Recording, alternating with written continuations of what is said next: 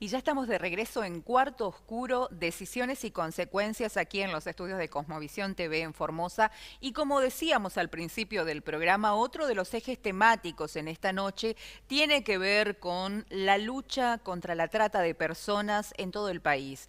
Y para poder hablar sobre este tema, vamos a establecer una comunicación telefónica con Gustavo Vera de La Alameda, esta organización que hace 20 años viene trabajando en la lucha contra la trata de personas desde Ushuaia a La Quiaca, en cada rincón del país. Organización que fue, si se quiere, la base para establecer el trabajo dentro de lo que fue el hoy extinto Comité Nacional de Lucha contra la Trata. Y vamos a presentarles a todos ustedes. Gustavo Vera, ¿cómo estás? Marina Carabajal, desde Cuarto Oscuro, aquí en Formosa Capital, te saluda. ¿Cómo estás, Gustavo? Hola Marina, ¿cómo estás? Buenas tardes. La verdad, en principio me gustaría hacer un poquito de memoria, ¿no? Sobre la importancia y la labor de la Alameda. ¿Cómo surgió esta organización y cómo vienen trabajando? Bueno, la Alameda ya cumple 23, va a cumplir 23 años, surge de las asambleas populares que emergieron en la crisis del 2001 y luego, digamos, por las características propias del trabajo solidario y comunitario que desarrollábamos en nuestro barrio, nos fuimos topando con una realidad impensada, que era la de una multitud de talleres clandestinos donde la gente estaba encerrada, reducida a servidumbre, la mayoría de las migrantes que habían sido seducidos con promesas engañosas para luego, de alguna manera, reducirlos a la esclavitud. A partir de la lucha comunitaria que desarrollábamos con el comedor popular y que desarrollábamos con un montón de actividades culturales gratuitas y de asesoramiento jurídico, etcétera, se fue combinando con la lucha contra el trabajo esclavo. Ahí fuimos tomando conciencia de lo que era la trata de personas, primero con fines de explotación laboral, luego comenzaron a llegar denuncias de otros barrios, de otras provincias, no solamente vinculadas a la explotación laboral, sino también a la explotación sexual. Y bueno, la vida nos fue llevando a que nos especialicemos de alguna manera en el terreno, en la lucha contra toda clase de esclavitud, digamos, o de servidumbre a las personas que afectan la vida, la libertad y la dignidad humana. Fuimos actores de lo que fue la ley del 2008, la reforma del 2012, también cuando yo fui legislador en la Ciudad de Buenos Aires, creamos la primera Comisión Especial de Lucha contra la Trata. Luego tuvimos que asumir la gestión en el Comité Ejecutivo Nacional de Lucha contra la Trata, donde durante los últimos 4 años se rescataron 5.200 víctimas de todo el país, donde se logró crear un programa de inclusión, capacitación y realización laboral, otro programa de acceso a soluciones habitacionales, programa de ayuda económica, de acompañamiento terapéutico, de asistencia jurídica. Logramos también mejorar la persecución penal con la creación de la División de Trabajo Ilegal de la FIP, con la participación de la UIF, con la participación de SENASA en los casos de explotación en el ámbito rural. También logramos, digamos, generar una red de redes muy grande de mesas interinstitucionales en todas las provincias.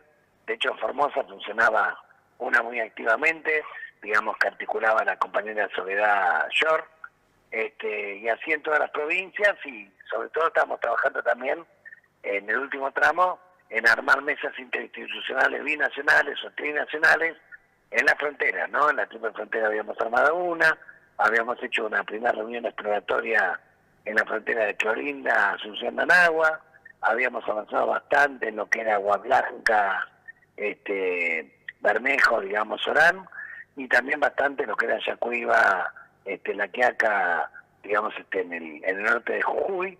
Y bueno, este trabajo, también un trabajo de redes con los directores antitrata de los países latinoamericanos, hizo que la Argentina estuviera con las mejores calificaciones a nivel internacional durante los 4 años consecutivos, por parte de las evaluaciones anuales que hace la Oficina de Monitoreo del Departamento de Estado, que evalúa 188 países. La Argentina apareció estos 4 años como la más destacada en Latinoamérica y estaba entre los 28 países que más esfuerzos hacían año tras año para de alguna manera mejorar la prevención, la persecución, la asistencia a las víctimas. Y también tuvimos muchas menciones positivas de la ONU, de la OIT, de la Organización Internacional del Trabajo, de la Organización Internacional para las Migraciones. La verdad que había un trabajo muy fructífero, que lamentablemente, bueno, con la asunción de este gobierno en su motosierra, por un lado, Capital Humano prácticamente desactivó todos los programas de asistencia a las víctimas de trata, y por el otro, Patricia Bullrich desguazó completamente al comité, echando a todos los delegados que había en los territorios, en cada una de las provincias y secciones de la provincia de Buenos Aires, y bueno, y dejando en su lugar a las fuerzas federales, digamos, actuando sin ningún tipo de control. Bueno, y hoy tenemos una realidad bastante complicada, porque hoy cuando hay un allanamiento, las víctimas, como saben que no hay nada del otro lado, o sea que no van a recibir ningún tipo de apoyo económico y están en una situación de obvia y extrema vulnerabilidad, muchas veces se aferran al infierno en el que están antes que irse a la intemperie, básicamente, ¿no? Esto es lo que está ocurriendo en Argentina, en un contexto donde con el crecimiento de la pobreza, el crecimiento de la indigencia, la falta de asistencia a los comedores y merenderos por parte del gobierno nacional, hace que en muchas zonas o barrios vulnerables el narcomenudeo comience a ganar cada vez más presencia, comience cada vez más a, de alguna manera, enganchar a los pibes que caen en las adicciones, producto de la desesperanza, la desesperación, en situaciones de soldado, de campana, o en explotación sexual directamente, o mulas. También opera muy fuertemente en las redes de trata, en las plataformas digitales. Esto es un fenómeno que se incrementó mucho post pandemia en la Argentina y en todo el mundo. Por lo tanto, hoy estas redes, digamos, ingresan a cualquier casa sin pedir permiso, y se abusan de la poca por ahí preparación que niños, niñas y adolescentes tienen respecto a los recaudos y a las precauciones que tienen que tomar uno en el mundo virtual, ¿no? El mundo virtual ya está incorporado a la vida cotidiana. El problema es que muchos niñas y adolescentes se incorporaron a ese mundo desde un contexto de analfabetismo digital, quiero decir, de un contexto donde no había nadie que les pudiera explicar las precauciones y los recaudos que había que tener, por ejemplo, en la configuración de privacidad, ¿no? Y esto nos expone a que haya muchos tratantes dando vueltas por las redes, que con el cuento del novio, con el cuento de un buen trabajo, etcétera, etcétera, tratan de reclutar y captar a las personas para someterlas a la esclavitud. Gustavo, en este contexto de desaparición de este Comité Ejecutivo de Lucha contra la Trata, en este contexto de desguazamiento de todo el trabajo que vinieron desarrollando y de dejar desprotegidas a las víctimas y a las posibles víctimas, surgió un caso que nos conmovió a nivel nacional y que, si bien hoy ocupa poco espacio ya en los medios nacionales, pero sigue latente, y es el caso de Loan. Yo sé que seguiste y seguís muy de cerca toda la causa. ¿Cómo va? ¿Vamos a encontrar a Loan? Yo creo que vamos a saber la verdad, y después, si sabemos la verdad, va a ser mucho más fácil saber con el paradero de Loan. Hay muchas trabas, por supuesto, hay mucha complicidad.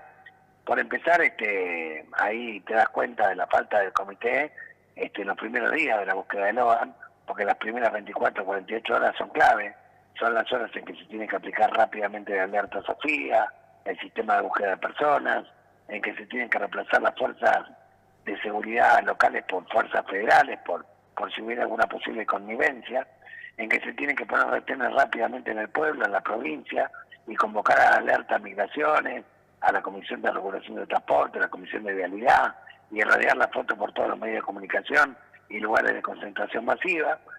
Bueno, todo esto que se hizo parcialmente y a destiempo, le dio un tiempo precioso a quienes secuestraron a Loan para poder, digamos, tratar de dejar la menor cantidad de rastros, ¿no?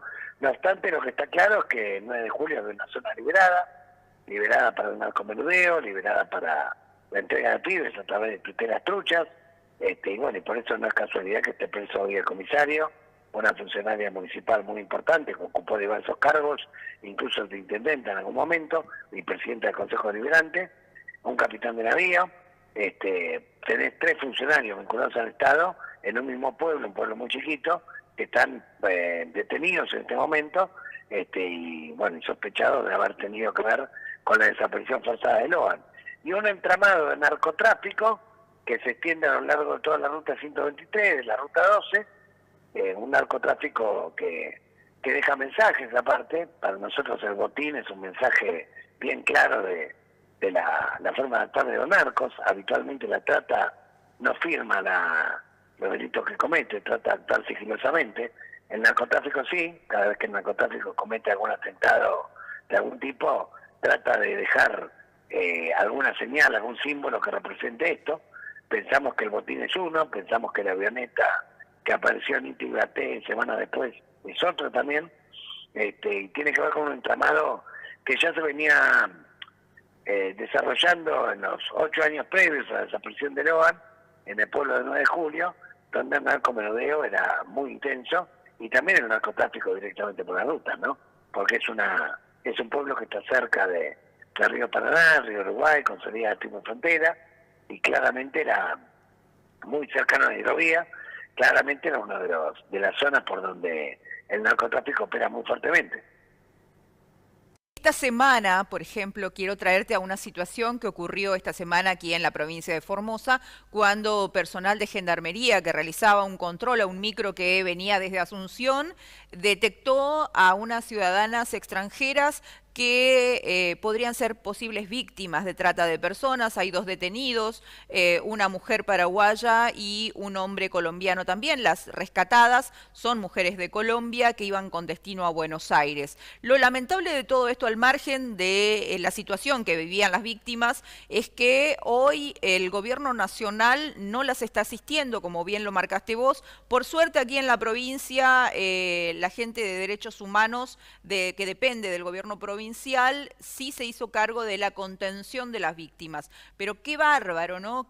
Cómo hace falta no solo el comité, sino la línea 145, como toda la red que se había armado ya con muchísimo trabajo y compromiso para contener a las víctimas de trata y por sobre todo para prevenir este delito. Sí, ahora que me contaste esto, recuerdo también que en los primeros días, me acuerdo de la desaparición de Loan, también hubo una pareja de extranjeros que tenía un bebé argentino, que también fue detenido en la frontera, en Formosa. El juez federal me llamó para rápidamente, lo único que había era un papel del hospital de Seiza, bueno, para que ubicara en medio de un fin de semana al director del hospital o al intendente para rápidamente certificar esa documentación. Bueno, me llamó a mí, que yo ya estaba despedido, digamos, porque el gobierno nacional ni pelota, claramente, o sea, han de alguna manera desguazado y abandonado el trabajo, y si bien formalmente mantienen la figura del comité, la mantienen como un florero, o sea, algo que no está funcionando, que claramente no da ningún tipo de respuesta. Me consta que el gobierno provincial de la provincia de Formosa fue siempre muy colaborativo en estas cuestiones, inclusive fue el primero que comenzó a ceder viviendas desde el Ministerio de la Ciudadanía, creo, de la comunidad, a víctimas del delito de trata. También el municipio de Formosa Capital sacó una ordenanza de cupo de reinserción laboral y algunas víctimas pudieron reinsertarse laboralmente, luego de un proceso, digamos, de capacitación y de preparación que se hizo por parte del Ministerio de Trabajo. Bueno, en fin, estábamos de alguna manera con un nivel de coordinación muy bueno, y cuando ocurrían hechos como el de Loan, rápidamente nos interesábamos a partir de los protocolos vigentes, ¿no? Cosa que esta vez no se pudo hacer, y recién a los 12 días la causa pasó a fuero federal, pero pasó como una albóndiga envenenada. Pues imagínate que se podría haber investigado si el que estaba a cargo de las investigaciones terminó preso. Gustavo, fíjate, es como que hay un entramado, una cortina de humo para que, por un lado, desviar la atención, no se pueda encontrar a Loan, pero tampoco se pueda dar con aquellos que fueron los verdaderos artífices detrás de su desaparición. Sí, nosotros nos estamos preparando para presentarnos con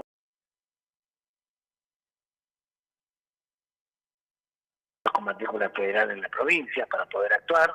Ahora hemos cumplimentado los trámites, así que queremos meternos dentro de la causa, queremos pedir medidas de prueba.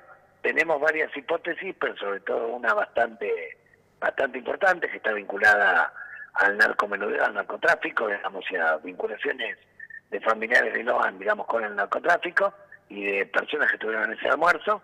Pero bueno, para eso necesitamos tener voz, y para poder tener voz tenemos que poder constituirnos como creyentes. Así que lo que esperamos hacer en los próximos días, no es que el tema se ha parado, la gente sigue atentamente cada vez que hay alguna noticia de Loan. En todo caso, el tema lo apagaron con una multimillonaria pauta que el gobierno de Corrientes pagó en un montón de medios, cosa que me consta. El Sol en este caso, ¿no? Una noticia, una información que es sumamente requerida por la gente porque todos queremos saber que Loan ha sido hallado, todos aspiramos a que esto ocurra y a que pueda volver a un entorno familiar y de contención, que es lo que se merece, igual que todos los niños.